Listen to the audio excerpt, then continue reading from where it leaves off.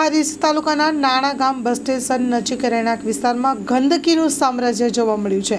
નાણા ગામના બસ સ્ટેશનની નજીક રહેણાંક વિસ્તારમાં આશરે 150 ઘરથી વધુ રહેણાંક વિસ્તાર આવેલો છે, ત્યારે આ વિસ્તારમાં ઘણા સમયથી વરસાદી પાણી ભરાઈ રહેવાથી ગંદકી થવા પામી છે, જેના કારણે રહીશો દ્વારા વહીવટદારને તેમજ તલાટીને રૂબરૂ મુલાકાત કરીને રજૂઆત કરી હોવા છતાં પણ આ સમસ્યા હલ ન થતાં હાલ તો ગ્રામજનો આ ગંદકીમાંથી પસાર થઈ રહ્યા છે, જેને લઈને ચાંદીપુરા વાયરસ પાટણ જિલ્લામાં પગ પેસારો પણ કર્યો છે।